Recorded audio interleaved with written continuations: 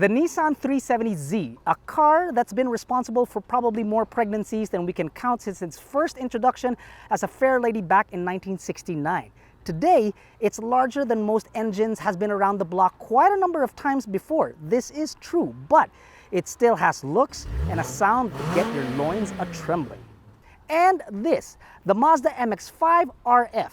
First introduced at the very tail end of the 80s, it's light, inexpensive, and suited for the track. And this anniversary edition, there are only 3,000 in the world.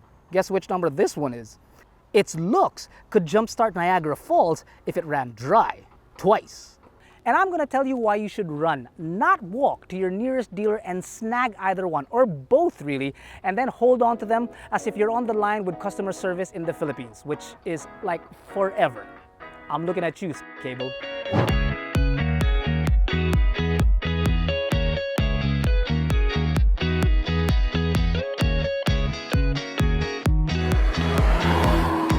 This thing is so much fun. Now, Mazda has come to a decision that by 2030, which is only 9 years from now, actually if you think about it, that's only about 8, all of their cars will have some form of electrification, including this, the MX-5. So, see what I mean? Run, don't walk. The concept car design began in 1983. A year later, the plans for production were approved. Although the original prototype had a fiberglass body, Miatas would have steel bodies with an aluminum hood. Nevertheless, it would be well proportioned and balanced. The front-rear weight balanced nearly at 50-50. But it wasn't until Chicago in 1989 when the world first laid their eyes on the Miata. When the world did, the Miata was a two-seater soft-top roadster with pop-up headlights, an option for a snap-on factory hardtop, and available in only 3 colors: red, white, and blue. How very Japanese. And sold over 400,000 units in less than 10 years. An inexpensive sports car to own and maintain, the MX-5 was and is a very popular choice for amateur and stock racing. Where cost, power to weight, and balance is everything, the Mazda makes a good argument for being the perfect sports car to every Tom, Dick, and Harry. Backed by the fact Guinness once bestowed it with the world's best-selling roadster. The evolution from its first to fourth generation has been like a 30-year Nihago masterpiece in the making, resonating a deep emotional bond between man and machine, which doesn't surprise anyone really that it won a World Car Design of the Year. The ND currently stands as the furthest departure from the original NA's design. Now only time will tell how electrification will actually affect all of that. But in the meantime, in what it is, I just want to lick it. Like, seriously, wait, this is Steven's car. Maybe I shouldn't. No, that would be a bad thing. At the beginning, we mentioned that this is an anniversary edition, and sadly, will never be produced again as is. Racing orange found not only on the body and calipers, but accents on the doors, the dashboard, the air vents, the shifter, and the piping and stitching of the seats as well. It looks damn good too in these specially developed forged aluminum 17s, which are based on the MX-5 Race Cup car. It's got generous amount of Alcantara on the dash, on the door, and on the Recaro seats, which are great at keeping your butt in, but they don't necessarily increase your weight tenfold every time you want to get out. It really is a proper sports car, and proper in the meaning that it won't take you to the bank and give you everything that you actually need in a sports car, and still get you excited every time you step inside.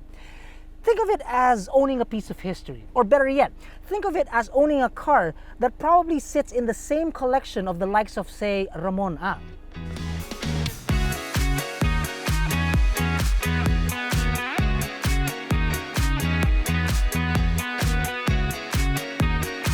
Under the hood, you've got a 2-liter 4-cylinder that produces 106 horses and 205 Nm of torque, mated to a 6-speed automatic transmission.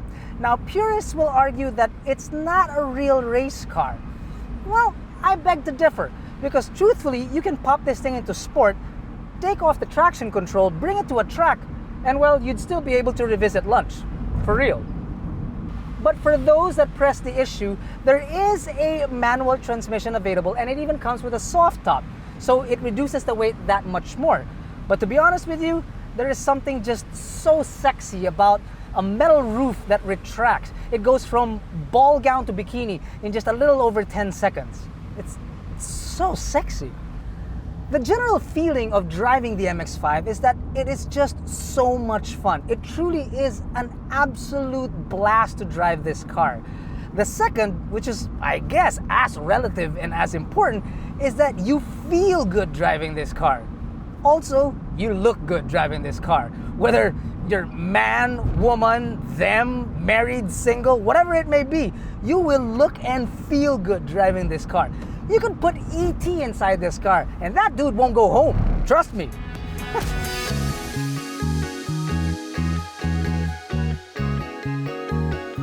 When announced to our shores, the anniversary edition came in with a price tag of 3 million Philippine pesos.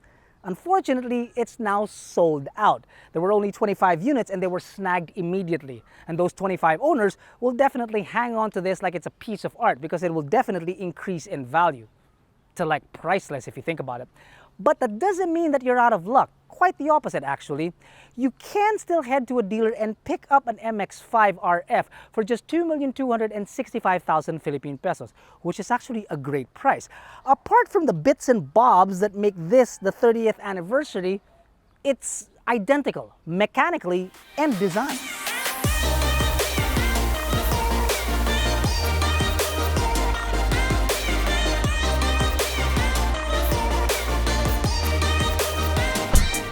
You could argue that Nissan is at the forefront of EV for the masses, and you'd be right to point out the Leaf, which is actually even available in the Philippines and has sold over 500,000 units in just 10 years worldwide.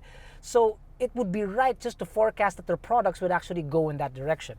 But I wouldn't worry about the Z being powered by batteries rather than dead dinosaurs just yet. But before we go into the future, let's take a look at the past of the Z. In 1969, Nissan was far from the automotive giant it is today, so naturally, any car company without any street cred would want to produce something to make its mark on the industry. And what better way to do that than with a two-door six-cylinder sports car?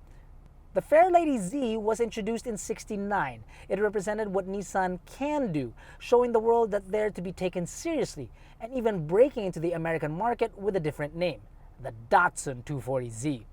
It took on the likes of the Mustang and Camaro and proved itself successful in a relatively affordable, reliable, and fun sports car. It was so successful, in fact, that in its 9-year lifespan, it sold more than 520,000 units. Now that's a hell of a lot, and you'd think they'd go for reasonable prices nowadays. But get this, a 1971 Datsun 240Z recently sold for $300,000. Now granted, it was pristine, like new, but this is just a great indication of how legendary the Z is. Critics and enthusiasts loved it back then. Dealerships kept on moving Zs out of the lot, and nothing could really match its price to performance. The second generation, then called the 280ZX, wasn't as well received as its predecessor. It took more focus as a Grand Tour, even having a 2+2 option which looked quite awkward, really. The third generation was called the 300ZX. It had a turbo V6, and one look at this thing and you knew for a fact it was built in the 80s. But what's better than a turbo? Well, two of them, of course. Alongside the NA variant of the 300ZX Z32, it came with a twin turbo option, making 300 horses and getting up to 5 seconds from 0 to 100 kilometers per hour. But more than just being fast, it truly was a thing of beauty, with a sleek silhouette to cut through the air, serving both form and function.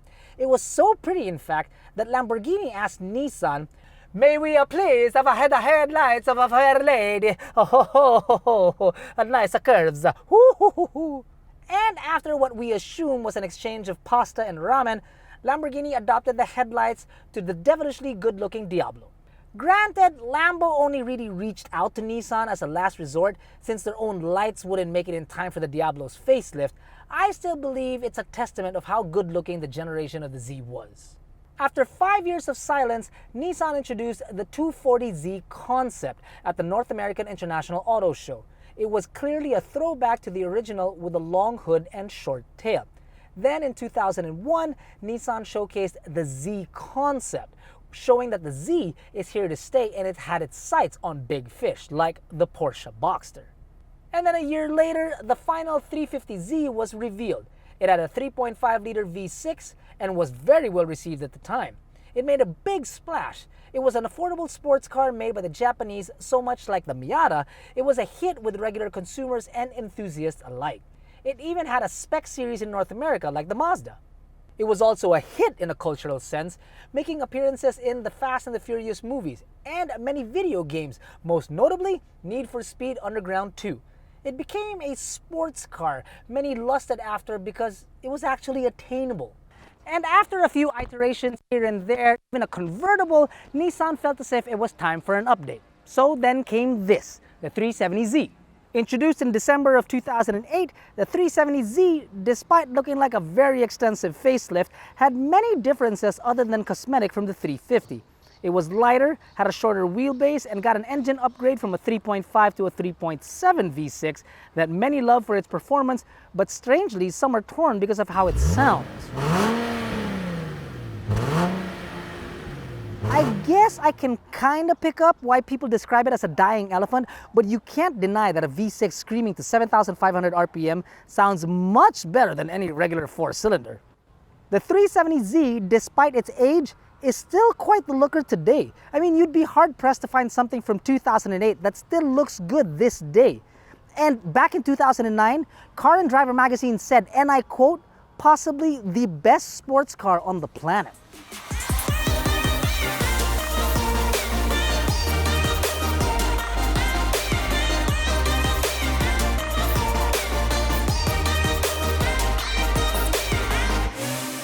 Handling is actually pretty fantastic.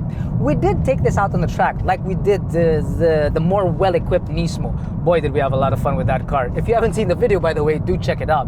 But this, even in its base model, you still absolutely have the confidence to attack corners. And straights, man, you wish there were more straights because this thing eats it alive. The price, however, might be a little steep for some because it comes in at just under 2,800,000 Philippine pesos. And you might get complaints like the fact that the stereo system, or rather the infotainment system, looks like it hasn't changed since 2008. The visibility is nothing spectacular, and the road noise, wow, it's very, very apparent. But don't get me wrong though, it's still in total a very intoxicating package. Whether you're on the track ripping it up or carving mountain roads, there is no doubt that this Z will leave you smiling from ear to ear. Like the Joker ear to ear.